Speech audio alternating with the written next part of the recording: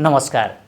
सोच समानताको सपना सशक्तिकरणको सङ्घर्ष परिवर्तनको र सफलता छोरीको कार्यक्रम सक्षम छोरीको अर्को नयाँ श्रृङ्खलामा तपाईँ सबैलाई हार्दिक स्वागत गर्न चाहन्छु। म निरज न्युपाने। यो कार्यक्रम जागृति बाल तथा युवा सरोकार नेपाल, बालमैत्री स्थानीय शासन राष्ट्रिय मञ्च, क्यानालन र गुड नेबर्स इन्टरनेसनल नेपालको सहयोगमा एसटिजी स्टुडियोको प्रस्तुति हो। नेपालको संविधान धारा 39 को उपधारा 5 मा बालविवाह गराउन नपाइने कुरा उल्लेखित भएको छ। मुलुकी देवानी संहिता ऐन 2074 र मुलुकी अपराध संहिता 2074 मा 20 वर्ष उमेर नपुगी गरिएको विवाहलाई विवाह मानिँदैन। नेपाल सरकारले बालविवाह विरुद्ध राष्ट्रिय रणनीति 2072 ले सन् 2030 सम्मको यो लक्ष्य प्राप्त गर्नका लागि प्रदेश सरकारहरूले आफ्ना नीति तथा कार्यक्रममा बालविवाह अन्त्य गर्नका लागि निकै अगाडि बढिरहेको देख्न पाइन्छ। प्रदेश नम्बर 1 ले 2082 सम्म बालविवाह मुक्त प्रदेश बनाउने योजना बनाइरहेको छ। बागमती प्रदेशले सन् 2078 सम्म बालविवाह मुक्त प्रदेश बनाउने योजना लिएको छ भने प्रदेश नम्बर 2 मा बेटी बचाओ बेटी पढाओ भन्ने अभियान सञ्चालन गरिरहेको छ। सँगै सुदूरपश्चिम प्रदेशले सानै छु पढ्न देऊ जस्ता अभियानबाट बालविवाह अन्त्य गर्नका लागि परिरहेको देख्न सकिन्छ। तर यद्यपि अझै पनि बालविवाहको सङ्ख्या भने निरन्तर बढिरहेको देख्न पाइन्छ। यही समयमा एकजना यस्तो किशोरी हुनुहुन्छ जसले आजभन्दा 4 वर्ष अगाडि अर्थात् उहाँको 15 वर्ष उमेरदेखि नै बालविवाह अन्त्य गर्नका लागि आफ्ना योजना तथा कार्यक्रमहरूलाई निरन्तर अगाडि बढाइराख्नु भएको छ।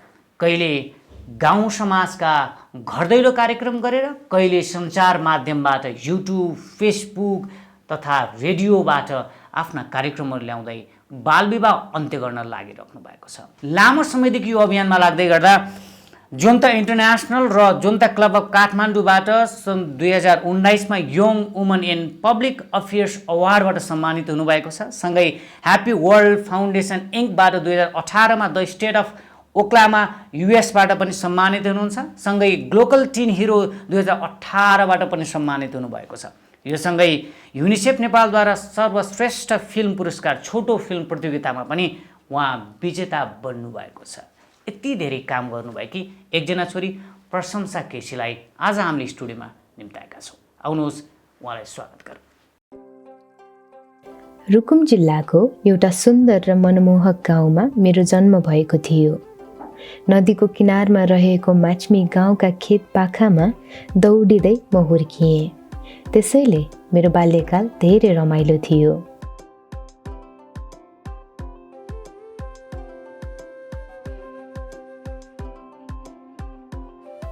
तर म 6 वर्ष हुँदा अप्रिय घटना घट्यो, जसमा मेरो 14 वर्षीय आन्टी स्कुलबाट आउँदै गर्दा उहाँलाई 23 वर्षीय पुरुषले अपहरण विवाह गर्नुभयो।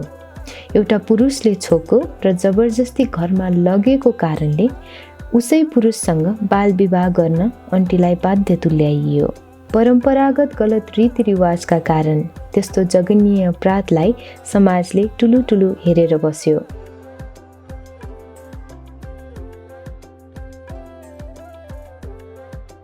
मलाई त्यो हृदय विदारक जबरजस्ती विवाहलाई रोक्न थियो, तर 6 वर्षको उमेर र अपरिपक्व मेरो अवस्थामा मेरो आवाज सुनिदिने कोही थिएन।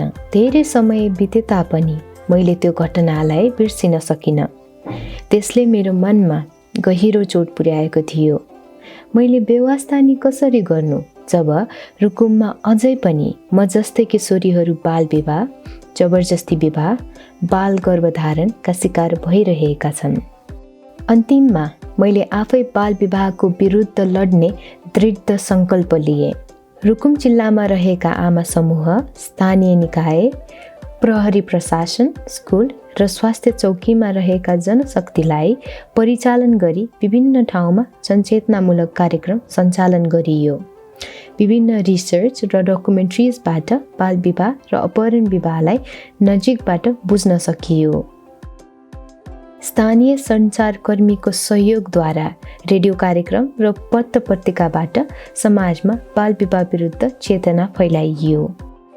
आफ्नै समुदायमा जरा गाडेका समस्यालाई निर्मूल गर्ने ठुलो सङ्कल्प लिएकी मैले परिवर्तन समय लागे तापनि अवश्य ल्याउन सकिन्छ भन्ने कुरा बुझ्दै गएकी छु। स्वागत छ प्रशंसाजी तपाईँलाई यो कार्यक्रम सक्सेस गरेमा। धेरै धेरै धन्यवाद। यो कार्यक्रमको ठुलो फ्यान थिएँ म, आज आउन पाइयो, एकदमै रमाइलो लागिरहेको छ। के गर्दै हुनुहुन्छ आज? अहिले चाहिँ म डकुमेन्ट्रिजहरू एडिट गर्दैछु, त्यो स्क्रिप्ट राइटिङहरू, त्यो पोस्ट प्रोडक्सनमा चाहिँ धेरै व्यस्त छु अहिले। विशेष गरी तपाईँको आफ्नो अभियानलाई निरन्तरता दिनुभएको छ घरमै बसेर। हजुर सर।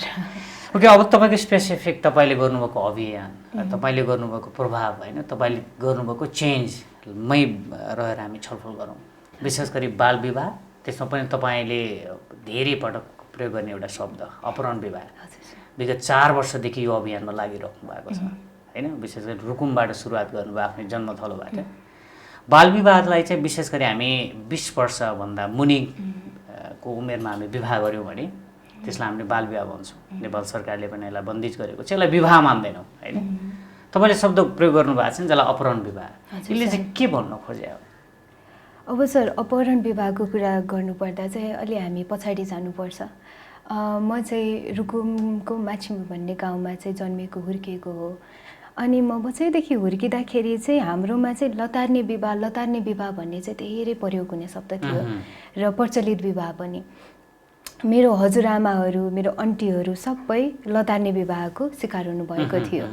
अब लतार्ने विवाह सायद नबुझिन सकिन्छ धेरै मान्छेहरू। लतार्ने भनेको तानेर? हजुर, तानेर। अब मेरो आन्टी चाहिँ स्कुलबाट फर्किँदै गर्दाखेरि 14 वर्षको उमेरमा एउटा 23 वर्षको कहिले नभेटेको पुरुषले आफ्नो साथीहरूसँग आएर जबरजस्ती तानेर आफ्नो घरमा लगेर राख्नुभयो। अब त्यो अहिले मैले अङ्कल भन्नुपर्छ उहाँलाई, उहाँले छुनुभयो, उहाँलाई आन्टीलाई लगेर घरमा राख्नुभयो भन्ने यी 2 कारणले गर्दाखेरि मेरो आन्टीलाई चाहिँ उहाँसँग जबरजस्ती विवाह गरिदिनु भयो। परिवार चाहिँ विवाह गर्न बाध्य भयो होइन, छोएकै आधारमा, कहिले नभेटेको पुरुषसँग। त्यसकारण तपाईँले यसलाई चाहिँ अपहरण विवाह भनेर संज्ञा दिनुभयो। यो कस्तो भएको थियो भन्दाखेरि यो विषयमा हामीले रुकुममा छलफल गरेका थियौँ।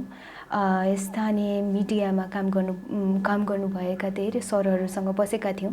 अनि हाम्रो के भयो भन्दाखेरि रक्छिने लतार्ने विवाह सायद नेपालका अरू ठाउँका व्यक्तिहरूले बुझ्न नसक्नुहुन्छ, त्यसैले यसलाई बरु अपहरण विवाह भनौँ, उहाँहरूले बुझ्नु पनि हुन्छ, उहाँहरूलाई आइडिया पनि आउँछ भनेर चाहिँ अपहरण विवाह शब्दको चाहिँ प्रयोग भएको थियो। पक्कै भने शब्द भिन्न हुन सक्छ, तर यस्ता किसिमका विवाहहरू चाहिँ हाम्रा हरेक ठाउँमा, हरेक स्थानहरूमा हामीले देख्न सुन्न पाउँछौँ। जति बेला तपाईँ 6 वर्षको हुनुहुन्थ्यो होइन, तपाईँको आन्टीको यो घटना घट्दै त्यति बेलादेखि नै तपाईँले यो विषयमा चाहिँ उठ्नुपर्छ भन्ने चिन्ता लाग्यो, बोल्नुपर्छ भन्ने। सानै हुनुहुन्थ्यो होला त्यति बेला, तपाईँले बुझ्नुहुन्न थियो होला होइन। तर पछि बिस्तारै कहिले महसुस गर्नुभयो? होइन सर, यो कस्तो थियो भन्दाखेरि 6 वर्षको उमेर भनेको त्यो हामी भाँडाकुडी खेल्ने उमेर हो होइन, धेरै कुराको वास्ता हुँदैन नि त। तर त्यो एउटा पल चाहिँ हल्का खट्क्यो कि भित्र, यो त सही होइन कि क्या हो। अब आफैसँग हिँडिरहेको 14 वर्षको खेलिरहेको आन्टी अब 81 अरूको घर जानु पर्दा त्यतिखेर चाहिँ यो ठिक धेरै व्यवहारिक कुरा बुझ्दैन थिएँ मैले पहिला, तर त्यो कुरा चाहिँ भित्र खट्केर बस्यो, भित्र चोट पुर्याएछ। समय बित्दै जाँदा अब परिस्थिति भयो, पढ्दै गएँ, तर त्यो एउटा कुरा चाहिँ नबिर्सिने भएँ कि म। अनि राति सुत्दाखेरि पनि कहिलेकाहीँ त 1-2 बजी उठ्दैन के, त्यो नराम्रो सपना देखेर। त्यो हुन्छ नि भित्र, अब त्यसले केही ट्रमाटाइज गरेको थियो कि बच्चाको एउटा इभेन्टले गर्दा। अनि त्यो बिर्सिन नसकेपछि चाहिँ 15 वर्षको उमेरमा चाहिँ होइन, केही गर्नै पर्छ। अझै पनि किशोरीहरू बाल विवाहका शिकार भइरहेका छन्, जबरजस्ती विवाह भइरहेको छ, त्यसैले केही त गर्नुपर्छ भनेर चाहिँ 15 वर्षमा चाहिँ सुरुवात भएको थियो सर। 15 वर्षको उमेरमा चाहिँ तपाईँ बाल विवाहको विरुद्ध अब अभियानमा लाग्नुभयो? हजुर सर। त्यो पनि आफ्नै ठाउँ रुकुमबाट? हजुर सर। के गर्नुभयो त्यो अभियानमा चाहिँ? सर्वप्रथम त सर मलाई एउटा कुरा मेरो परिवारले पनि मलाई बुझाउनु भएको र म आफैले पनि बुझेको के थियो भन्दाखेरि हामी यत्तिकै जनचेतना फैलाउन गएर हुँदैन, त्यहाँ सकिँदैन होइन। हामी आफै पनि धेरै होमवर्क गर्नुपर्छ, प्रिपेयर्ड हुनुपर्छ भन्ने कुरा चाहिँ जानकारी थियो। अनि 15 वर्षको उमेरमा चाहिँ त्यो माइन्डमा आयो ल अब के गर्नै पर्छ भनेर। अनि मैले आफूलाई प्रिपेयर गराउँदै गएँ। अब प्रिपेयर गराउने क्रममा एउटा रमाइलो घटना सुनाउँछु हैन। हाम्रो रुकुममा चाहिँ भर्खर रोडहरू पुलहरू बन्दैछ हैन। त्यतिखेर 5 वर्ष अगाडि बन्ने क्रममा थिए, बनेका थिएनन्। त्यही भएर अब स्कुल जानलाई त खोला नाला तर्नुपर्ने, मलाई स्विमिङ आउँदैन थियो। अनि मैले बुवालाई भनेर 15 दिन स्विमिङ क्लासेस लिएँ। कतै त्यस्तो परिस्थितिमा पर्यो भनेपछि खोला नाला तरेर भए पनि चेतना फैलाउन जाउँला भनेर। सो त्यस्तो एउटा सानो सानो एफर्टहरू चाहिँ आफूबाट गरिरहेकी थिएँ। त्यो बाहेक अध्ययन गर्न थियो, त्यसैले मेरो स्कुलमा हुनुभएको साइकोलोजिस्ट टिचरलाई गएर भेटेँ चाइल्ड साइकोलोजीको बारेमा बुझ्नलाई।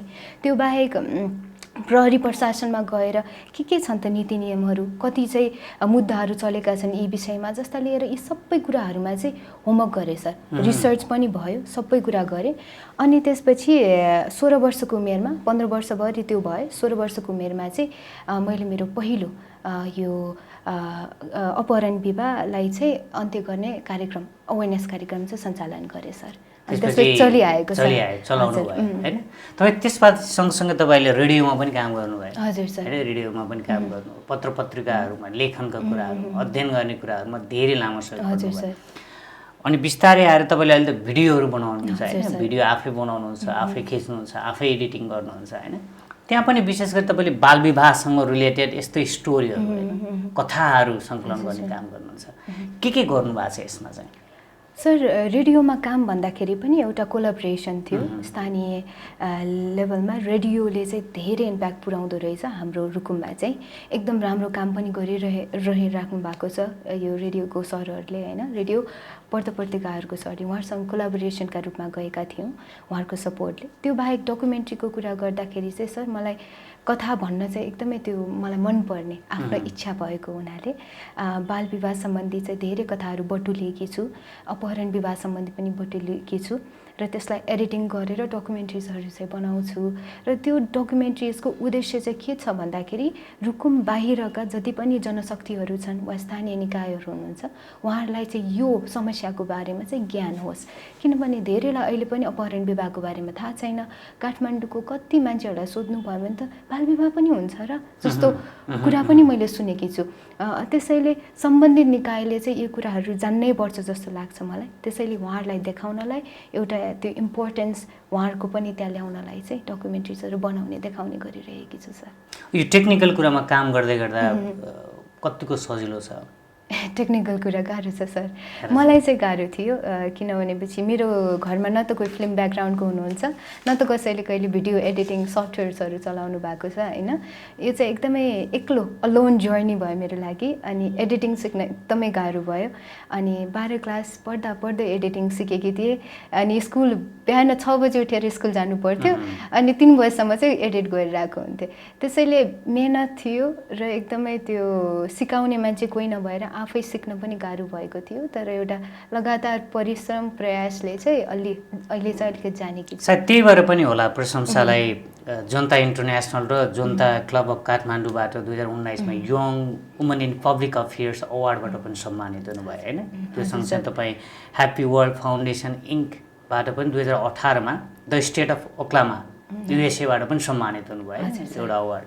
सँगसँगै ग्लोबल प्राइभेट लिमिटेडबाट सञ्चालित हुने हरेक वर्ष नेपालभरिमा उदाहरणीय काम गर्ने सामाजिक क्षेत्रमा विशेष गरी टिन एजका साथीहरूलाई सम्मान गर्ने award global teen hero Nepal है 2018 बाट पनि सम्मानित हुनुभयो। सँगसँगै तपाईँ युनिसेफ नेपालद्वारा सर्वश्रेष्ठ फिल्म पुरस्कार जो छोटो फिल्म मेकिङ एउटा प्रतिस्पर्धा हुन्छ त्यसमा पनि सम्मानित हुनुभयो। सायद परिश्रमले होला। यति धेरै अवार्ड सम्मान पाएपछि तपाईँलाई कस्तो फिल हुन्छ? सर अब खुसी त फिल भइहाल्छ। अनि सबैभन्दा धेरै खुसी चाहिँ कस्तो हुँदो रहेछ भने लगातार एक्लै परिश्रम गरिसकेपछि कसैले आएर थपथपाइदिँदा ए राम्रो काम गर्यो है भन्दा चाहिँ त्यतिखेर त्यो महसुस चाहिँ अर्कै हुँदो रहेछ सर। किनभने लगभग 2-3 वर्ष त एक्लै काम गरियो, न त फाइनेन्सियल सपोर्ट थियो न त अरू कुनैबाट त्यस्तो ठुलो सपोर्ट पाएकी थिएन हैन। त्यसैले जितिसकेपछि चाहिँ धेरै कोलाबोरेसनहरू गर्न पाइयो हैन। ग्लोबल टिन हिरो जिते, ग्लोबल टिन हिरोबाट लाइफ लङ मेन्टरसिप पाएकी छु मैले। हरेक पाइलामा साथ दिइराख्नु भएको छ।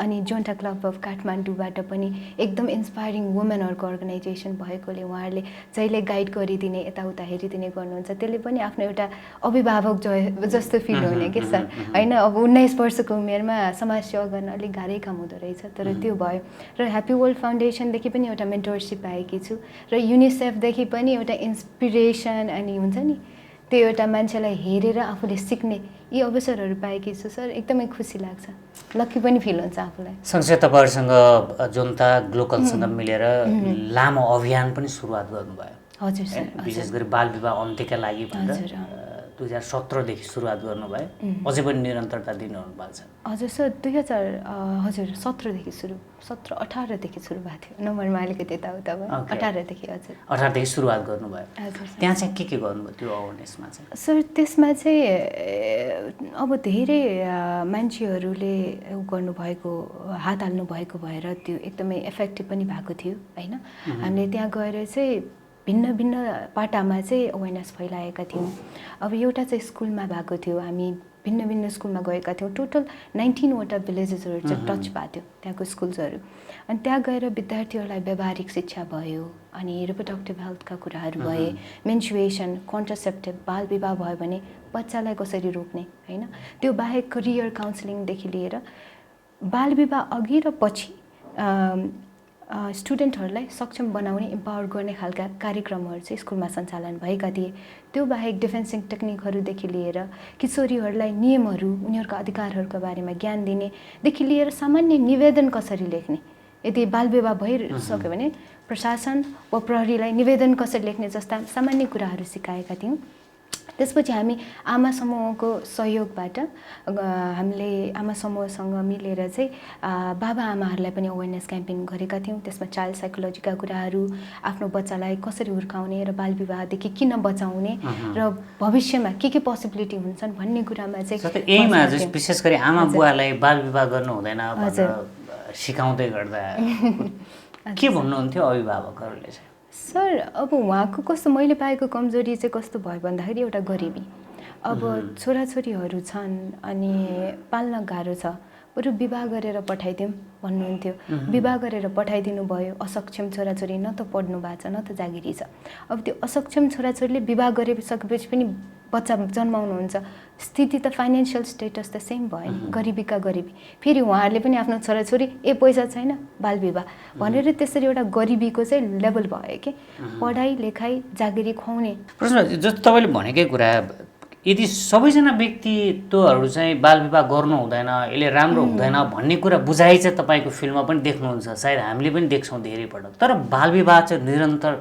सङ्ख्यात्मक रूपमा हेर्ने मान्छे बढेको बढे देखिन्छ कि यसका मूल कारणहरू चाहिँ के हुन्छ जस्तो लाग्छ तपाईँलाई चाहिँ सर कारणहरू दुईवटामा चाहिँ विभाजित हुन्छ एउटा जबरजस्ती विवाह जो चाहिँ अरूले गरिदिने अनि एउटा चाहिँ भागी विवाह चाहिँ स्पेसली टिनेजरहरूले आफै लभ परेर चाहिँ गर्नुहुन्छ अब यी दुइटैमा जाँदाखेरि चाहिँ जबरजस्ती विवाह चाहिँ एउटा गरिबीले हुनसक्छ एउटा अपहरण विवाह जस्तै सामाजिक कुरीतिहरूले हुन सके त्यो बाहेक भइसक्यो सोसल कन्स्ट्रक्ट सामाजिक व्यवस्थापनले पनि हुन सके त्यो चाहिँ जबरजस्ती विवाहका कारण हुन सक्यो भनेपछि अर्को भागी विवाहको चाहिँ लभ म्यारेज लभ पर्यो वा हुन्छ नि मेरो साथले गरिसक्यो म पनि गर्नु पर्यो वा पढ्न नसकेर म त पढ्नै सक्दिनँ बरु विवाह गरेर घर गृहस्थी गरेर खान्छु भन्ने यसरी चाहिँ लेभलमा डिफ्रेन्ट डाइनामिक वेमा चाहिँ जाँदो रहेछ सर कारण चाहिँ अब तपाईँको एकदमै पोइन्टमा जाँदाखेरि चाहिँ अब के गर्न सकिन्छ होला त तपाईँले भनेकै जस्तै यो 3-4 किसिमका विवाह गर्ने तरिकाहरू देखाउनु भयो कारणहरू पनि भन्नुभयो अब के गर्नुपर्छ त्यसलाई अन्त्य गर्नको लागि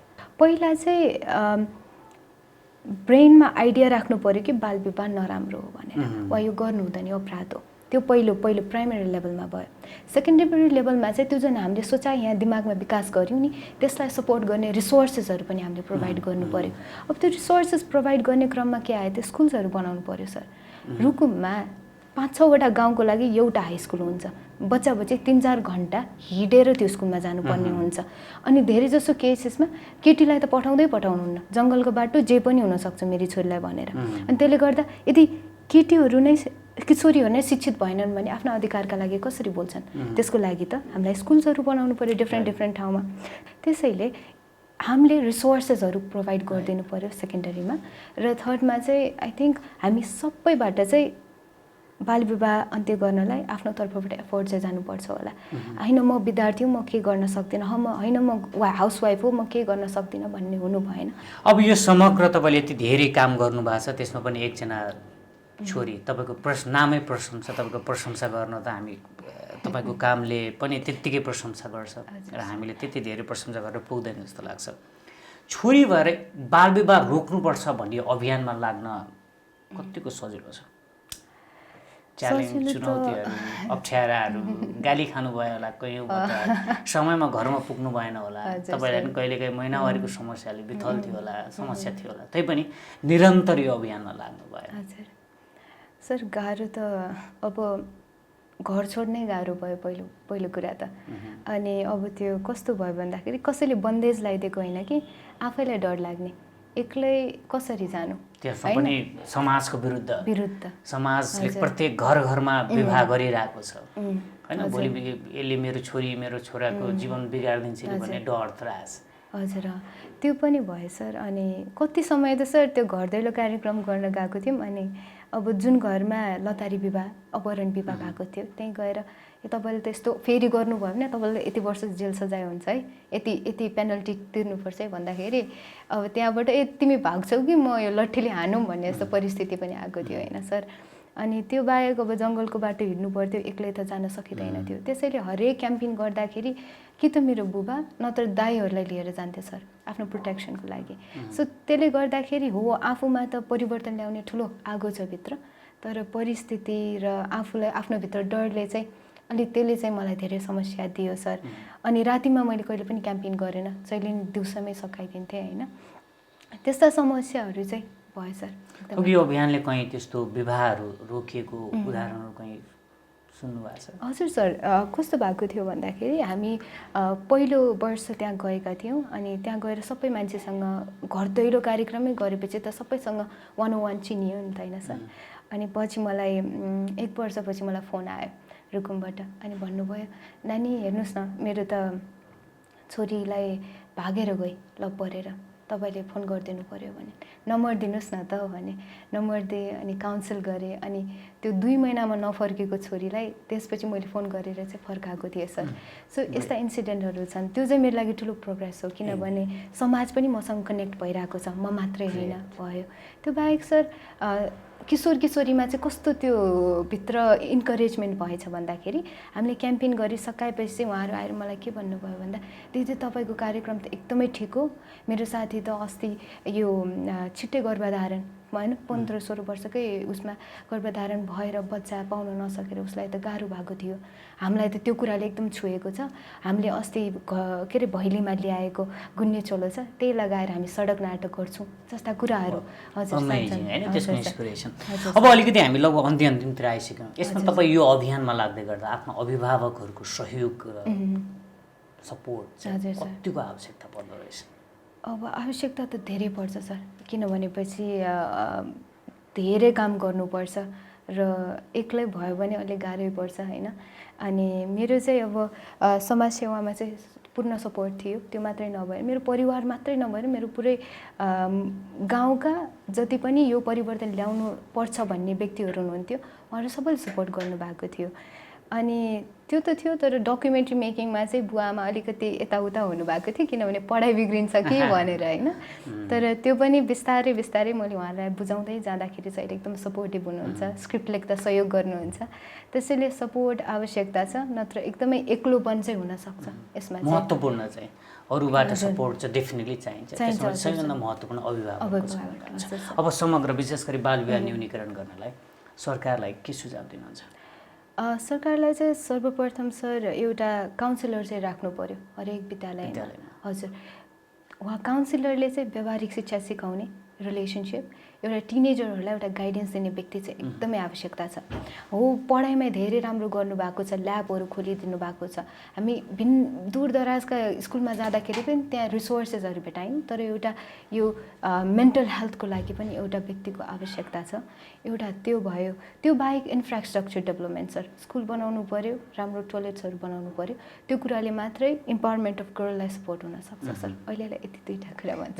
अब अन्तिम प्रश्न चाहिँ विशेष गरी तपाईँ जस्तै छोरीहरू हुनुहुन्छ जो तपाईँ जस्तै बन्न चाहनुहुन्छ, जो विभिन्न कारणले अघि भने जस्तै सामाजिक सांस्कृतिक अनि पारिवारिक बन्धन अनि हाम्रो समाजको संरचनाका कारणले गर्दा उहाँहरू आफ्ना इस्युहरू खुलेर बोल्नुहुन्न, पाउनु भएको छैन, अगाडि बढ्न सक्नु भएको छैन। उहाँहरूलाई चाहिँ तपाईँको व्यक्तिगत सल्लाह सन्देश चाहिँ के छ? किशोरीहरूलाई चाहिँ के भन्न चाहन्छु भन्दाखेरि हो, हामीलाई धेरै कुराहरू गर्न मन हुन्छ, आफ्नो दिमागमा चाहिँ धेरै ठुल्ठुला भिजनहरू हुन्छन्, तर ती भिजनहरू सुरुमै गएर मान्छेहरूलाई बुझाउँदाखेरि उहाँहरूले नबुझिदिन सक्नुहुन्छ, किनभने तपाईँले बुझ्नु भएको छ नि त, त्यो लेभलको बुझाइ अरूमा नहुन सक्छ। सो त्यो एउटा सानो कुराले गर्दा पनि तपाईँको काममा ठुलो बाधा पुग्न सक्छ। तर त्यस्तो परिस्थितिमा चाहिँ आफू चाहिँ एकदम स्ट्रङ हुनुपर्छ। अब जसले जेसुकै भने तापनि आफूमा विश्वास गर्ने, आफ्नो भिजनमा विश्वास गर्ने र अगाडि बढ्ने। मेरो पनि भन्नुहोस् न, बाल विवाह अन्त्य गर्छु भनेर 15 वर्षको उमेरमा लागेकी थिएँ। सबैले त विश्वास गरेनन् होला नि, तर आफू अटल भएर स्ट्रङ भएर अगाडि बढ्यो भनेपछि बिस्तारै सपोर्ट आउँदै गर्छ, मान्छेले पनि बुझ्दै जानुहुन्छ। सो निरन्तरता दिनुहोस् अनि समाजलाई आफ्नो कामबाट प्रमाणित गर्नुहोस्, कुराबाट होइन नि। हजुर हस्, समय दिनुभयो, तपाईँलाई विशेष धन्यवाद। सर, इन्भाइट गरिदिनु भयो, ठुलो सपना थियो यो कार्यक्रममा आउने। धन्यवाद। Thank you. दर्शकबिन, आज हामी विशेष प्रशंसा केसीसँग हामी संवाद गरिरहेका थियौँ। उहाँको यो अभियान, यो कार्यक्रम विशेष गरी हाम्रो समाजलाई असल र सभ्य समाज बनाउनका लागि, विशेष गरी बाल विवाह, अझ भनौँ अपहरणकारी विवाहलाई अन्त्य गर्न उहाँले चाल्नुभएको अभियान निकै प्रशंसनीय छ। तपाईँ हामीले याद गर्न सक्छौँ विवाह पछाडिका जीवनहरू। विवाह त अगाडिको जीवन तपाईँले सायद 20 वर्ष 22 वर्षको समयलाई एकचोटि मनन गर्नुहोस्, र त्योभन्दा पछाडिको समय त्योभन्दा तपाईँले डबल ट्रिपल जिन्दगी तपाईँको कुनै व्यक्तिसँग जिउनु पर्ने हुन्छ। अनि तपाईँले त्यो विवाहलाई रमाइलो गर्दै अथवा कसैको प्रेसरमा विवाह गर्नुभयो भने त्यो विवाहले तपाईँलाई त्यो जिन्दगी एउटा नरकीय अवस्थामा पुर्याइदिन सक्छ। त्यसकारणले आफूलाई विश्वास गर्नुहोस्, आफ्नो सिपमा मेहनत गर्नुहोस् र आफूलाई विश्वास गरेर जबसम्म तपाईँले विवाह एक दिन जीवनमा गर्नै पर्ने चिज हो भन्ने मानसिकता बढाउनुहोस्। विवाह तपाईँको जिन्दगीको सबैभन्दा उत्कृष्ट करियर बनाउने एउटा दिन हो भन्ने कुरा तपाईँ हामीले आत्मसात गऱ्यौँ भने पक्कै पनि बाल विवाह अन्त्य गर्न नेपाल सरकारको कार्यक्रम नीति चाहिँदैन। यहाँनिर तपाईँ कसैको सहयोग चाहिँदैन। त्यत्तिकै तपाईँ र मेरो समाज बाल विवाह मुक्त बन्छ र सभ्य, असल र समतामूलक समाज बन्न सक्छ भन्ने कुरा आजको यो श्रृङ्खलाबाट तपाईँ सबैले आत्मसात गर्नुभयो होला भन्ने पूर्ण अपेक्षा गर्छु। यो कार्यक्रम हेरेपछि हामीलाई सुझाव, सल्लाह र प्रतिक्रिया दिनुहुन्छ भन्ने पूर्ण आशा गर्दै अर्को श्रृङ्खलामा यस्तै व्यक्तित्वलाई लिएर आउने बाचा गर्दै म नीरज नेपाली बिदा हुन्छु। नमस्कार।